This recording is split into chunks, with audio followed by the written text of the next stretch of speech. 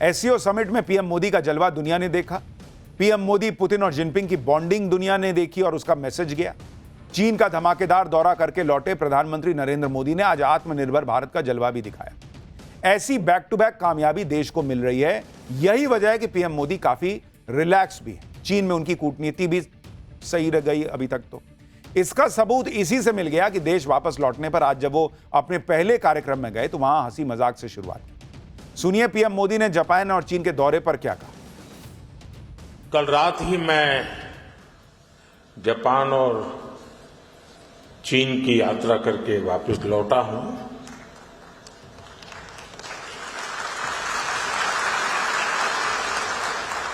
आप गया था इसकी ताली बजा रहे हो, आया हूं इसकी ताली बजा रहे हो।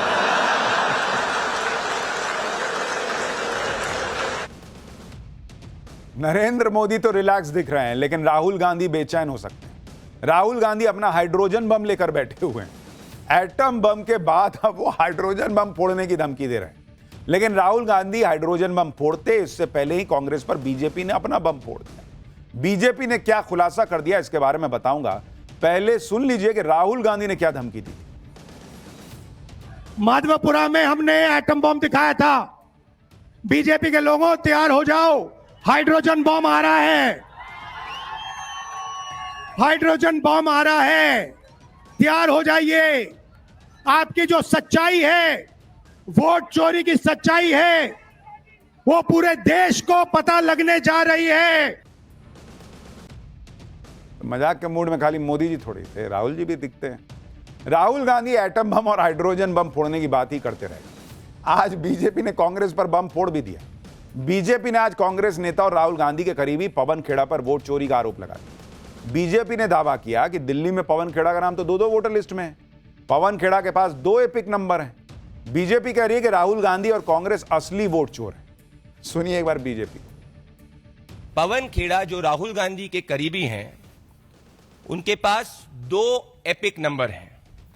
एपिक नंबर XHC 199238 जो असेंबली कॉन्स्टिट्यूएंसी 41 जंगपुरा का है, और एपिक नंबर SJE0755967 जो असेंबली कॉन्स्टिट्यूएंसी 40 का है। और हम ये मानते हैं कि पवन खेड़ा ऐसा धांधली बिना राहुल गांधी के इंफॉर्मेशन के, उनके सुपरविजन के, उनके नॉलेज के नहीं कर सकते थे। तो असली वोट चोर राहुल गांधी है। पवन खेड़ा पर 2 एपिक नंबर रखने के आरोपों से कांग्रेस बैकफुट पर आ गई। बीजेपी के आरोप पर पवन खेड़ा ने सफाई दी। पवन खेड़ा ने कहा कि जो आरोप बीजेपी लगा रही है, ये आरोप तो राहुल गांधी भी लगा रहे हैं और इसकी जांच की मांग कर रहे हैं। पवन खेड़ा ने कहा कि 2016 में उन्होंने अपना नाम कटवाने के लिए पूरी प्रक्रिया का पालन किया था, फिर भी उनका नाम वोटर लिस्ट में है, तो इसका जवाब चुनाव आयोग को देना चाहिए। सुनिए पवन खेड़ा को। हमें बीजेपी से मालूम पड़ता है कि हमारे नाम कहां कहां हैं। अब बताइए, मैं ये जानना चाहता हूं चुनाव आयोग से, ज्ञानेश गुप्ता से, कि मेरे नाम पे नई दिल्ली विधानसभा में किससे वोट करवा रहे हैं। मैं ये जानना चाहता हूं, मुझे सीसीटीवी फुटेज चाहिए वहां की। ये मेरा नाम वहां अब तक क्यों है। मैं 2016 में वहां से शिफ्ट किया, तब मैंने नाम कटवाने की पूरी प्रक्रिया जो थी वो पालन किया उसका। अभी तक नाम क्यों है। इसी बात को राहुल गांधी 7 अगस्त से आज तक चुनौती दे रहे हैं कि ये चल क्या रहा है चुनाव आयोग में। नई दिल्ली विधानसभा सीट जो है वो भाई, इस अभी वाला छोड़ दीजिए, तो इसके पहले तो आम आदमी पार्टी सब जीतती रही है। तो चुनाव आयोग बीजेपी के लिए वोट चोरी करके केजरीवाल को जितवा रहा था इनके हिसाब से। और यही बात बीजेपी कह रही है कि भाई 2 नाम हो जाना चोरी का सबूत नहीं होता है। इनका 2 नाम है तो बीजेपी बताए कि चुनाव आयोग बताएगा कि किसको वोट पड़ा है। दूसरे का 2 नाम आ गया तो इनको कॉन्फिडेंस है, वहां चुनाव आयोग से नहीं पूछते कि इसका दूसरा वोट किसको पड़ा है। वहां ये कॉन्फिडेंट है कि वो बीजेपी को पड़ा है। इनका नाम आया है तो चुनाव आयोग बताएगा कि किसको वोट पड़ा है। फिलहाल चुनाव आयोग ने पवन खेड़ा को 2 वोटर आईडी रखने के आरोप में नोटिस जारी कर दिया। चुनाव आयोग ने पवन खेड़ा को 8 सितंबर सुबह 11 बजे तक जवाब देने के लिए कहा। खैर ये सब तो पॉलिटिक्स में चलता रहता है। पाठशाला में अगली क्लास जिसमें आपको बताऊंगा, पहले मोदी पुतिन जिनपिंग साथ आए, अब ईरान और किम जोंग को बुलाया चीन का धमाकेदार शक्ति प्रदर्शन। 10,000 सैनिक, एक से एक आधुनिक हथियार। चीन वो करने जा रहा जो ट्रंप की दादागिरी की हवा निकाल देगा क्या। और दुनिया में भारत और रूस चीन की दोस्ती के चर्चे, लेकिन पीएम मोदी ने किस दोस्त के लिए बड़े मंच से मुंह मोड़ लिया, एससीओ में पीएम मोदी के सामने शहबाज शरीफ की घनघोर बेइज्जती के बाद मुनीर चीन क्यों गया है, अब इस सब के बारे में आपको बताता हूं। चीन में एससीओ समिट के दौरान मोदी, जिनपिंग और पुतिन की केमिस्ट्री देखकर ही ट्रंप जो दादागिरी कर रहे थे उनका दिमाग तो झंझना गया होगा। लेकिन अब तो चीन वो करने जा रहा है जिससे ट्रंप को 440 वोल्ट का करंट लग सकता है। शी जिनपिंग चीन के इतिहास की सबसे बड़ी विक्ट्री डे परेड करने वाले हैं। इसमें चीन के एक से बढ़कर एक हाईटेक हथियारों की परेड निकलने वाली है। यह ऐसी परेड होगी या इस परेड में चीन ऐसा कुछ करने वाला है जिससे डोनाल्ड ट्रंप का बीपी ऊपर नीचे हो सकता है। भाई ट्रंप तो पहले ही तब से हिले हुए हैं जब से मोदी, पुतिन और जिनपिंग को एक साथ हंसते खिलखिलाते देखा होगा। अब जब जिनपिंग अपना शक्ति प्रदर्शन करेंगे तो ट्रंप को और तगड़े झटके लगेंगे, क्योंकि चीन की विक्ट्री डे परेड में ऐसे ऐसे देशों के राष्ट्राध्यक्ष शामिल होंगे जो ट्रंप और अमेरिका के कट्टर दुश्मन हैं। चीन की विक्ट्री डे परेड में बड़े बड़े नेता आ रहे हैं, लेकिन पीएम मोदी क्यों इस परेड के लिए चीन में नहीं रुके, वो क्यों इसमें शामिल नहीं हो गए कि इस दोस्त के लिए नरेंद्र मोदी ने इस बड़े मंच से मुंह मोड़ लिया, वो भी आपको बताऊंगा। यह भी दिखाऊंगा कि एससीओ में पीएम मोदी के सामने शहबाज शरीफ की घनघोर बेइज्जती के बाद फर्जी फील्ड मार्शल पाकिस्तान वाला मुनीर वो चीन क्यों गया है। लेकिन पहले ये जो धमाकेदार शक्ति प्रदर्शन है, पहले मोदी, पुतिन और जिनपिंग वाला, और अब ये जरा इसका ट्रेलर देखिए। वैसे तो चीन पिछले 80 सालों से विक्ट्री डे परेड का आयोजन करता रहा, लेकिन इस बार चीन की विक्ट्री डे परेड कई मायनों में ग्रैंड बताई जा रही, क्योंकि इसका मकसद सिर्फ चीन की मिलिट्री पावर दिखाना नहीं है, बल्कि इस परेड में ट्रंप को सीधी चुनौती देने के मंसूबे दिख रहे हैं, जिसके बारे में आपको आगे बताऊंगा। लेकिन पहले चीन की विक्ट्री डे परेड की बात कर लेते हैं। सेकेंड वर्ल्ड वॉर के दौरान जापान के सरेंडर को चीन विक्ट्री डे के तौर पर मनाता है।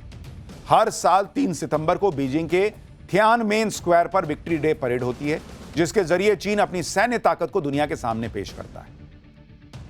चीन का दावा है कि इस बार वो अपने इतिहास की सबसे बड़ी विक्ट्री डे परेड करने वाला है। आप इस वक्त जो वीडियो देख रहे हैं, ये चीन की विक्ट्री डे परेड के ही पुराने वीडियो हैं, जिसमें तोप, गोले, टैंक, फाइटर जेट्स, मिसाइलों का कितना विशाल प्रदर्शन हो रहा है वो दिख रहा है। लेकिन इस बार कहा जा रहा है इससे भी बड़ा आयोजन चीन करने जा रहा है। आप ये वीडियो देखकर ही अंदाजा लगा लीजिए कि इस बार चीन की विक्ट्री डे परेड और कितनी बड़ी होने वाली है। लेकिन इस बार की विक्ट्री डे परेड सिर्फ हथियारों की बात नहीं है बॉस। वहां चीन ने जिन जिन को बुलाया है वो इसको ग्रैंड बना रही है, वो जियोपॉलिटिक्स के हिसाब से इसका बड़ा संदेश दे रही है। इसे लेकर चीन दावा कर रहा है कि ऐसी मिलिट्री डे परेड चीन क्या दुनिया में पहले कभी नहीं हुई हो। चीन की इस परेड में 10,000 सैनिक हिस्सा लेंगे और चीन कई ऐसे हथियारों को दुनिया के सामने लाएगा जिनको उसने अभी तक छिपा के रखा था। इस परेड में चीन अपने fighter jet, missile defence system और हाइपरसोनिक मिसाइलों का प्रदर्शन करने वाला है। लेकिन चीन पहली बार अपनी DF-26 intermediate range ballistic missile भी दुनिया के सामने प्रदर्शित कर सकता है, कहा जा रहा है। इसके अलावा चीन अपनी नई एंटी शिप मिसाइल यिंग का भी प्रदर्शन करेगा। इस बार परेड में चीन लेटेस्ट हथियारों जैसे underwater drone, laser defence system और नई पीढ़ी की परमाणु मिसाइलों का भी प्रदर्शन करेगा। चीन में एक तस्वीर बड़ी वायरल हो रही है। तस्वीर में तिरपाल से ढका हुआ एक विशाल वाहन दिखता है, ये देखिए। चाइनीज मीडिया दावा कर रही है कि यह चीन का लेजर डिफेंस सिस्टम है, जो शक्तिशाली लेजर के जरिए मिसाइल्स और ड्रोन्स को मार गिराने में सक्षम है। चीनी सेना का दावा है कि यह दुनिया का सबसे शक्तिशाली लेजर एयर डिफेंस सिस्टम है, जिसको चीन पहली बार दुनिया के सामने लेकर आएगा और दिखाएगा। लेजर डिफेंस सिस्टम नए जमाने का एयर डिफेंस सिस्टम होता है, जिसमें हाई पावर लेजर का इस्तेमाल होता है, जिसे जमीन पर तैनात किया जा सकता है। इस सिस्टम से निकलने वाली लेजर सैकड़ों किलोमीटर की रेंज तक लक्ष्य को भेद सकती है। जैसे ये आपको एनिमेटेड वीडियो के जरिए हम आपको समझा रहे हैं, इस तरह का कुछ रहता है। इस डिफेंस सिस्टम की लेजर अपने टारगेट को तब तक गर्म करती है जब तक वो हवा में नष्ट ना हो जाए। देख रहे हैं कैसे एक साथ वो पतली पतली लेजर लाइट जैसे होती है वो निकलती है और धाड़ धाड़ धाड़ फोड़ देती है। इस सैन्य प्रदर्शन के जरिए शी जिनपिंग अमेरिका समेत पश्चिमी देशों को मैसेज देना चाहता है कि चीन से पंगा लेना इतना आसान काम नहीं।